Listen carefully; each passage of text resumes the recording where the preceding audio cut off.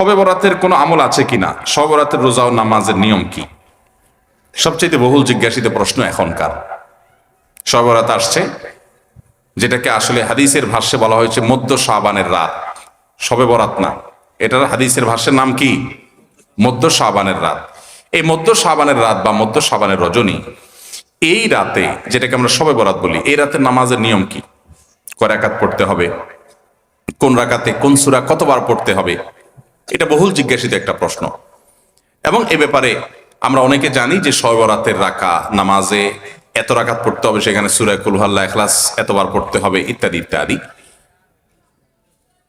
লাইলাতুল কদর ছাড়া অন্য যে সমস্ত রাতের ফজিলত আছে, এর মধ্যে 10টা রাতের কথা আল্লাহ তাআলা শপথ করেছেন, ওয়াল ফাজরি ওয়া লায়ালিন আশর। সে 10টা রাত হলো জিলহজের প্রথম দশক। খবরও নেই আমাদের দেশে মানুষের, যে রাতগুলোর শপথ আল্লাহ কোরআনে করছেন, কত ফজিলতপূর্ণ, কিন্তু জিলহজের প্রথম দশকের রাতের কোন বিশেষ ফজিলতের কথা আমরা কয়জনে জানি? যাই হোক, মধ্য শাবান রজনীর কথা আমরা বেশি জানি শুধু না, সবচেয়ে বেশি আমরা এ রাতে ইবাদত বন্দেগীর চেষ্টা করি। তো সবচেয়ে বেশি চেষ্টা তো হওয়া উচিত হলো লাইলাতুল কদরে। এর পাশাপাশি যদি কেউ মধ্য শাবানের রাতে আল্লাহ তাআলার ক্ষমা লাভের চেষ্টা করে, সেটা দর্শনীয় না, সেটা জায়েজ। এই রাতের এতটুকু ফজিলত অবশ্যই প্রমাণিত যে আল্লাহ রাব্বুল আলামিন এই রাতে হিংসুক ছাড়া, মুশরিক ছাড়া বাকি মানুষগুলোকে সাধারণ ক্ষমা ঘোষণা করেন। অতএব এই রাতের একেবারে কোনোই ফজিলত নেই, ব্যাপারটা সেরকম না। বিভিন্ন হাদিসের আলোকে এইটুকু অন্তত সাব্যস্ত হয় যে আল্লাহ তাআলা হিংসুক এবং আপনার মুশরিক ছাড়া, মানুষের পিছিয়ে লাগে শত্রুতা, এই মানুষটা বাকি মানুষ থেকে মাফ করে। তাহলে মধ্য শাবানের রাত বা যেটাকে শবে বরাত বলছি আমরা, এই রাতের মূল আমলই হলো, এটাকে কেন্দ্র করে মূল আমলই হলো নিজেকে শিরক এবং হিংসা থেকে পরিচ্ছন্ন করা, সাধারণ ক্ষমার উপযুক্ত করা। এটা হলো মূল আমল, বাস।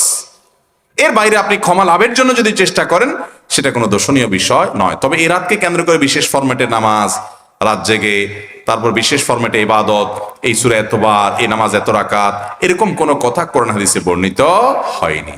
এগুলো আমরা মন গড়া বানিয়ে নিয়েছি।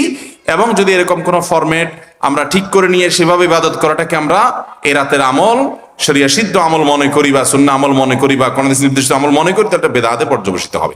অতএব বাড়াবাড়ি এবং ছাড়াছাড়ি এই দুইটাই আমাদেরকে পরিহার করতে হবে। যতটুকু আছে ততটুকু আমরা আমল করব এবং এসে আমল অনুযায়ী আমরা চলার চেষ্টা করব। শবে বরাতে সবচেয়ে বেশি মানুষ মসজিদে কেন ভিড় জমায় বলেন তো? শবে কদর বেশি ফজিলতপূর্ণ না এই রাত? শবে কদর কোন তুলনা আছে শবে কদরের সাথে কোনটার? কিন্তু শবে কদরে কি এত মানুষ ইবাদত বন্দেগী করার চেষ্টা করে শবে বরাতে যত করে? কারণ কি? মিষ্টির জন্য বলে, খারাপ বলেন নাই।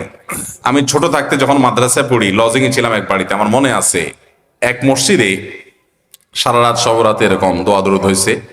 এবার শেষে মিষ্টি বিতরণ হচ্ছে, জিলাপি দিত আর কি। তখন তো জিলাপি দেওয়া হচ্ছে, তো এক আল্লাহর বান্দা তার যে জিলাপি দিচ্ছে সবার দুটো দুটো করে দিচ্ছে, ভুলে তার একটা পড়ছে আর কি। পরে সে জিলাপিটি নিয়ে এসে বাইরে ওই মুয়াজ্জিন বেচারার 14 গোষ্ঠী গালিগালাজ করতে করতে বলতেছে যে সারা রাত বেটা সবচেয়ে বেশি কাঁদলাম আমি, আর দিছে আমার একটা। আল্লাহর কাছে এই নসিব চাই এই একটা জিলাপি নিয়ে পাইলাম। সে কাঁদতে কাঁদতে মুয়াজ্জিনকে গালিগালাজ করতে করতে যাচ্ছে। আমার ছোটবেলার ঘটনা। যাই হোক, তো মিষ্টির জন্য যায় না, এটা পুরোপুরি সঠিক না। এত অভাব পড়ে না যে সারা রাত মানুষ মসজিদে পড়ে থাকবে একটু মিষ্টি একটা প্যাকেটের জন্য, আমার মনে হয় না। আমার যেটা মনে হয়, সবচেয়ে বেশি মানুষ এই রাতে ইবাদত বন্দেগীর চেষ্টা করে, কারণ মানুষ মনে করে এ রাতে ভাগ্য নির্ধারণ হয়। অতএব এক রাতে ইবাদত বন্দেগী করে যদি সারা বছরেরটা ফাইনাল করে ফেলতে পারি, মন্দ কি? এই হলো মূল কাহিনী। আল্লাহ তাআলা আমাদেরকে বিশুদ্ধ পদ্ধতিতে ইবাদত বন্দেগী করার তৌফিক দান করুন। তাহলে ভাইরা আমার, মধ্য শাবানের রজনীতে আমরা আল্লাহ তাআলার কাছে ক্ষমার উপযুক্ত হওয়ার জন্য, হিংসা শিরক থেকে মুক্ত হওয়ার চেষ্টা করব। ক্ষমা পাওয়ার জন্য প্রচেষ্টা আমাদের থাকবে। কিন্তু ওই যে বেদাতি পন্থায় বিশেষ ফর্মে ঠিক করে ইবাদত, নামাজ, হালুয়া রুটি খায় মানুষ। হালুয়া রুটি কেন খায়? কেন খায় হালুয়া রুটি ভাই? সারা দেশে অনেক জায়গায় এখনো এটা হালুয়া রুটি ওই দিন বানাবে মানুষ। হালুয়া রুটিটা কেন হয় বলেন তো? বলে যে নবী সাল্লাল্লাহু আলাইহি সাল্লাম উহুদের যুদ্ধে তার দান্দান মুবারক শহীদ হয়েছে, এই জন্য উনি শক্ত খানা খাইতে পারতেন না, হালুয়া খাইতেন। এই জন্য আমরা হালুয়া খাই। আরে ভাই, নবী সাল্লাল্লাহু আলাইহি সাল্লামের দাঁত ভাঙছে প্রথম কতলটা শাবান মাসে ঘটেই না, ওটা পড়ছে আরেক মাসে। আপনি এটা এই মাসে আনলেন কোত্থেকে? আচ্ছা, তারপরে যদি ধরে নেই এই মাসেই হয়েছে, তো ওনার দাঁত ভাঙছে কাদের আঘাতে? মুশরিকদের আঘাতে, তাই না? আল্লাহর দুশমনদের আঘাতে। তো কাফেরদের আঘাতে, দাঁত ভাঙাতে উনি হালুয়া খাইছে বলতেছেন, যদি এটার কোনো ভিত্তি নেই, বোগাস কথা। তারপরে ধরে নিলাম, তো আপনি ভালো দাঁত নিয়ে হালুয়া খাচ্ছেন কোন শরমে? আপনার বাপের একটা শত্রু আছে, আপনাদের ফ্যামিলির একটা শত্রু আছে, সে আপনার বাপের ধরে আচ্ছা ধরে মেরে ঠ্যাং ভেঙে দিছে।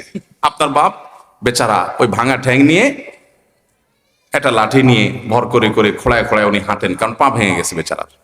আপনি আপনার বাবার ওই যে শত্রু, যে আপনার বাপের পা ভাঙছে, ওই শত্রুর সাথে আপনার বিরাট দরম বরম দোস্তি, চা দোকানে আড্ডা ফাড্ডা মারেন, সব জায়গায় ঠিক আছে। কিন্তু বাড়িতে আইসা বাপের সামনে আপনি ভালো পাও নিয়া একটা লাঠি নিয়ে আপনি খোড়ায় খোড়ায় হাঁটেন। কেন? বাবার প্রতি সহমর্মিতা দেখা, যে আমার বাবার যেহেতু পা ভেঙে দিছে, এই জন্য বাবা খোঁড়া খোঁড়ায় হাঁটে, আমি এখন ভালো পাও নিয়া লাঠি নিয়ে খোঁড়ায় খোঁড়ায় হাঁটতেছি। কি বলেন? এই দৃশ্য যদি দেখে আপনার বাপে কি করবে? হাতের লাঠিটা দিয়ে বলবে, আমার পাও যা যাক, তোর আগে কয়টা বাড়ি দিবে এত, তুই আমার ব্যাঙ্গাইতে আসছস?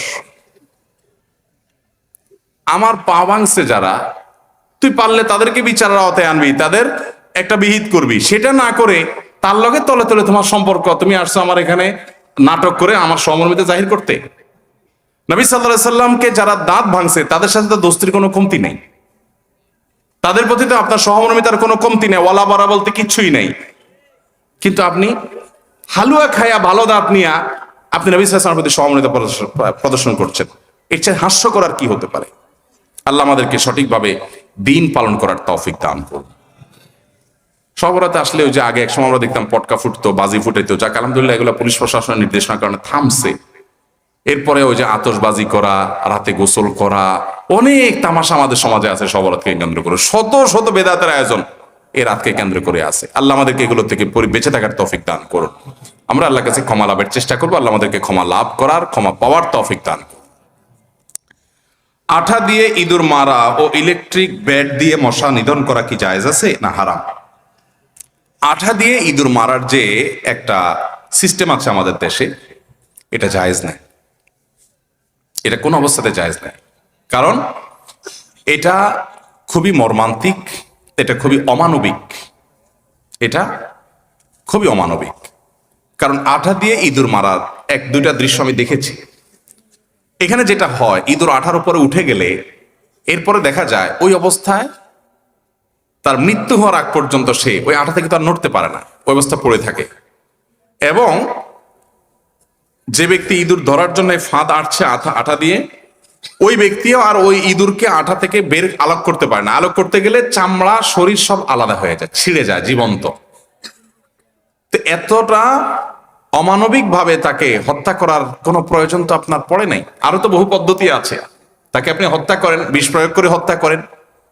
যে প্রাণী আপনার উপদ্রব করে, আপনার কষ্ট দেয়, আপনি তাকে হত্যা করতে পারেন আপনার উপদ্রব থেকে বাঁচার জন্য, সেটা জায়েজ আপনার জন্য।